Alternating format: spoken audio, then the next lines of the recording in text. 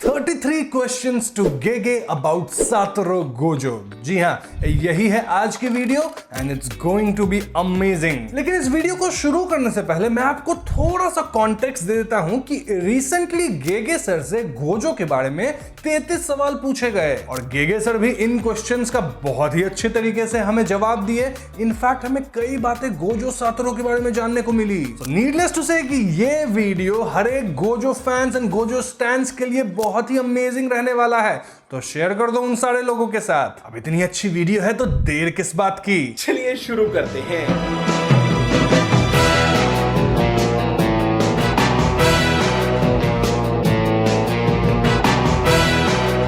पहला सवाल कि गोजो कहां से है और जवाब है क्योटो। क्या गोजो के क्लैन का हाउस भी क्योटो में ही है? जी हां। अब हालांकि गोजो हमेशा स्टैंडर्ड जापानीज में बात करता है, लेकिन क्या बातचीत के दौरान उसकी लोकल डायलेक्ट भी निकल जाती है? नहीं, ऐसा बिल्कुल नहीं है, क्योंकि गोजो बहुत ही कम उम्र में ही टोक्यो मूव कर गया था, या फिर हम कह सकते हैं कि बहुत कम उम्र से ही गोजो मिशंस वगैरह पे जाने लग गया था। वो एलीट जुजुत्सु सॉर्सरर ट्रेनिंग चाहिए थी ना गोजो को, तो भैया जाना पड़ेगा ही ना कम एज से। तो इसके अंदर क्योटो वाली लोकल डायलेक्ट नहीं है, बल्कि गोजो स्टैंडर्ड जापानीज में ही हमेशा बात करता है। अगला सवाल कि क्या गोजो अपनी फैमिली प्रेशर के कारण जुजुत्सु टेक गया, या फिर वो खुद अपनी मर्जी से जाना चाहता था? अपनी मर्जी से गया है गोजो। बिना गोजो की मर्जी से कोई उसे कहीं भेज सकता है क्या? एंड रीजन हियर इज कि वो बहुत ही ओवर बियरिंग फैमिली से आता है, तो परेशान हो गया था, बोला चलो भैया जुजुत्सु टेक ही चलते हैं। नेक्स्ट क्वेश्चन कि क्या गोजो के माता पिता जिंदा हैं, और अगर जिंदा है तो क्या वो भी गोजो की तरह बहुत ही amazing high ranking jujutsu sorcerer हैं? जी हां, गोजो के माता पिता जिंदा हैं, लेकिन वो गोजो जितना स्ट्रॉन्ग सॉर्सरर या फिर इन जनरल भी स्ट्रॉन्ग सॉर्सरर्स नहीं हैं। ऑल्दो गोजो को जन्म देने के बाद क्लैन के अंदर उनकी स्टेटस जरूर बढ़ गई है मित्रों।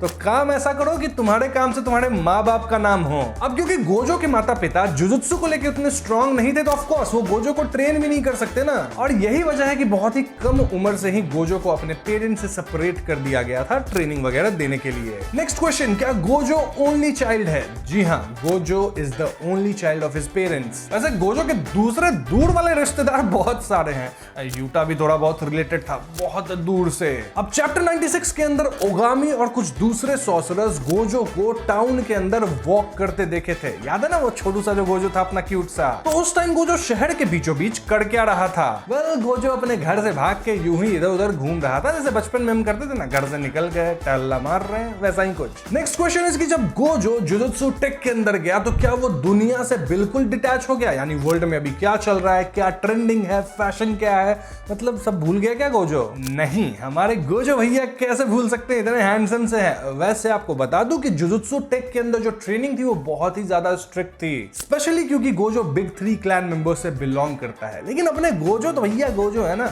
वो निकल जाते थे बंक वंक मार के, अपना टाउन में घूमते फिरते थे, तो समझ रहे हो वहां के हर एक न्यूआंसेस को सीख चुका है गोजो। इन शॉर्ट, दीन दुनिया के ट्रेंड्स की अच्छी नॉलेज है गोजो सातोरू को। नेक्स्ट क्वेश्चन है कि क्या जुजुत्सु टेक ज्वाइन करने से पहले गोजो मिशंस पे जाता था, और क्या गोजो को कर्सेस से लड़ के उन्हें एक्सोसाइज करने का एक्सपीरियंस था? जी हां, गोजो लिटरली एक प्रोडिजी है और उसके पास ये सारी एक्सपीरियंसेस बहुत ही कम उम्र से ही आ गई थी, और मिशंस पे भी गोजो बहुत ही कम उम्र से जा रहा है, even before joining Jujutsu Tech. अब जुजुत्सु टेक से याद आया कि वहां पे हर एक स्टूडेंट्स अपना यूनिफॉर्म कस्टमाइज कर पाता है, right?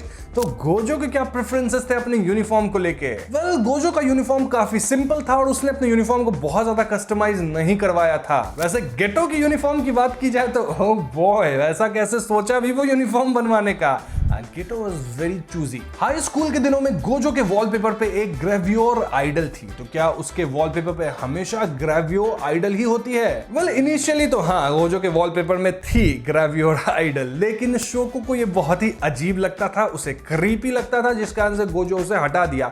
And frankly speaking, Gojo को इससे ज्यादा फर्क भी नहीं पड़ता था, ऐसे ही रखे हुए था। In case you guys are wondering कि ग्रेवियोर आइडल क्या होता है, I hope I am pronouncing it right, but मैं बता दूं कि वो जो मॉडल्स होती है ना जापानीज, बिकनी में, लॉन्जरी में, तो हाँ, उन्हीं मॉडल्स को कहा जाता है ग्रेवियोर आइडल्स। अब इससे ज्यादा बताने की जरूरत होनी नहीं चाहिए, स्पेलिंग है GRAVURE, प्रोनाउंसिएशन कुछ गलत हुआ हो तो माफ करना। नेक्स्ट क्वेश्चन इज कि क्या हाई स्कूल के दौरान गोजो अपने डॉम में रहता था? जी हाँ, डॉम में ही रहता था। देन अपने हाई स्कूल के दौरान गोजो का जो ट्रेडमार्क था वो था राउंड वाले सनग्लासेस। तो क्या अपने मिडिल स्कूल के दौरान भी गोजो ये वाले सनग्लासेस पहनता था? तो इसके जवाब में मैं आपको बता दूं कि गोजो सनग्लासेस शौक से नहीं पहनता था, बल्कि अपने 6 आईज के कैपेबिलिटीज को लिमिट करने के लिए काइंड ऑफ पहनता था। पता है ना, बहुत कुछ दिखने लगता है, इंफॉर्मेशन बहुत आने लगता है, तो इसको लिमिट करने के लिए वो पहनता था सनग्लासेस। तो जाहिर सी बात है अपने मिडिल स्कूल के दौरान भी गोजो सनग्लासेस पहनता ही होगा। लेकिन उस टाइम सनग्लासेस पहन के गोजो कैसा दिखता होगा, इस पे गेगे सर बात नहीं करना चाहते, ना ही से इमेजिन करना चाहते हैं। क्यों? मूविंग ऑन, अगला सवाल है कि गोजो को उसके स्कूलमेट्स या फिर हम कह सकते हैं अपर क्लासमेन किस तरह से ट्रीट करते थे, और क्या उनका गोजो से इंटरेक्शन बहुत ज्यादा होता था?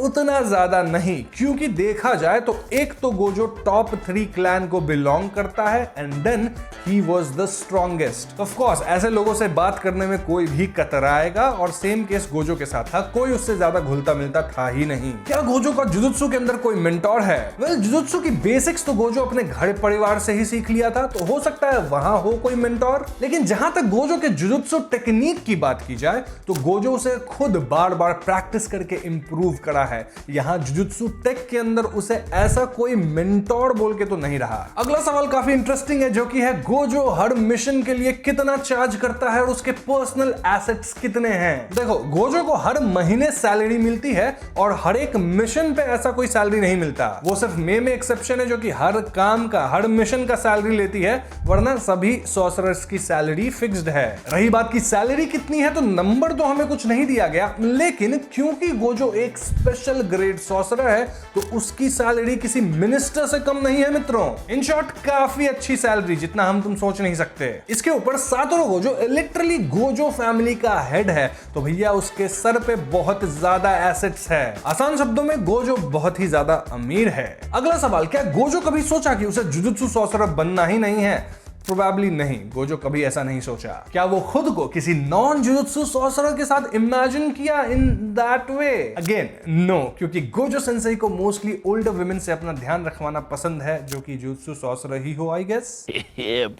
नाउ, क्या गोजो के अंदर किसी तरह का कॉम्प्लेक्स है? अगेन नहीं, लेकिन उसे इस बात का दुख जरूर है कि वो गेटो को बुरे राह पे जाने से नहीं रोक पाया। Now the next question is कि क्या गोजो इमोशनल होता है अगर कोई उसका कलीग या स्टूडेंट मारा जाए, और क्या गोजो को गुस्सा आता है? देखो, जब इटाडोरी मारा था तो Gojo was really pissed off, तो हाँ, गुस्सा आता है बंदे को, इमोशनल भी होता है। ऑल्दो गोजो इस बात को समझ चुका है कि क्योंकि वो एक जुजुत्सु वर्ल्ड में है तो यहाँ कभी भी कोई भी मारा जा सकता है, एक्सेप्ट हिम, क्योंकि of course he is the strongest. तो हाँ, कहीं ना कहीं गोजो इस बात को समझ लिया है, इस बात से पीस बना लिया है कि मेरे इर्द गिर्द जो लोग हैं वो मर सकते हैं, and in that case I have to move on real quick. अगला सवाल है कि गोजो क्या करते हुए सबसे ज्यादा एंजॉय करता है? पता नहीं, लेकिन शायद जब वो किसी ऐसे इंसान से मिले जिसके अंदर जुजुत्सु को लेके बहुत ही गजब का टैलेंट हो, तो गोजो को ये चीज पसंद आती है। Gojo literally loves someone who is really strong, जो कि जुजुत्सु को बहुत अच्छे से जानता हो। Now the next question is कि क्या गोजो कोई और लैंग्वेज बोलता है अपार्ट फ्रॉम जापानीज, और इसका जवाब है हाँ, थोड़ा बहुत इंग्लिश भी बोल लेता है। Now the next question is very weird and that is कि अगर गोजो दारू पी ले तो क्या होगा? वेल, गोजो तुरंत ही टल्ली हो जाता है और उसकी कर्स टेक्निक भी अजीब होने लगती है, so he does not do that. क्या गोजो के पास कार और बाइक चलाने का लाइसेंस है? मोस्टली नहीं, लेकिन इन केस उसके पास लाइसेंस है तो हुआ कुछ ऐसा होगा कि गोजो एक बार टेस्ट दिया होगा, पास कर गया, लेकिन उसके बाद लाइसेंस सिर्फ एक पेपर की तरह रखा हुआ है, वो खुद कार या बाइक नहीं चलाता। बंदा अमीर है मित्रों, ड्राइवर रखेगा ना, कार क्यों चलाएगा? एंड लिटरली बंदा हवा में लेविटेट कर पाता है, कहीं से कहीं चला जाता है, तो क्या जरूरत है कार और बाइक चलाने की? अब अगला सवाल है कि गोजो हाई सोसाइटी में पैदा हुआ है और बड़ा हुआ है, देन वो खुद के और दूसरों के नजरों में स्ट्रॉन्गेस्ट माना जाता है, तो क्या उसने अपनी जिंदगी में मुश्किलें नहीं झेली होंगी? और अगर ऐसा है तो गोजो की कमजोरी क्या हो सकती है? वेल, ये बात तो सही है कि गोजो खुद को स्ट्रॉन्गेस्ट मानता है और लोग भी उसे स्ट्रॉन्गेस्ट मानते हैं, और स्ट्रॉन्ग होने के बाद में गोजो को बहुत ज्यादा मुश्किलें नहीं झेलनी पड़ी है, apart from a few instances जो कि आप सब जानते हैं। और जहां तक गोजो के कमजोरी की बात की जाए तो वो है उसकी पर्सनालिटी। लेकिन अगला ही सवाल था कि भैया गोजो की स्ट्रेंथ क्या है? इसमें भी गेगे सर बोलते हैं कि उसकी स्ट्रेंथ भी पर्सनालिटी है। काफी डीप सा जवाब हो गया ये। अब इस जवाब को मैं बहुत ज्यादा इलैबोरेट नहीं करूंगा, खुद से तुम लोग समझो। वैसे तुम्हारे पास कुछ थियरीज है इसको लेके तो कमेंट्स में लिखना, कुछ काम तुम लोग भी करो, है कि नहीं? अगला सवाल, क्या गोजो सेंसेई कुक कर सकते हैं? जी हाँ, कर सकते हैं, लेकिन करते नहीं हैं। Let him cook! I said ना जुजुत्सु काइसेन के अंदर हम जान पाए कि गोजो के एक शर्ट का दाम 2.5 लाख येन था, यानी इंडियन रुपीस में 1.45 लाख रुपीस।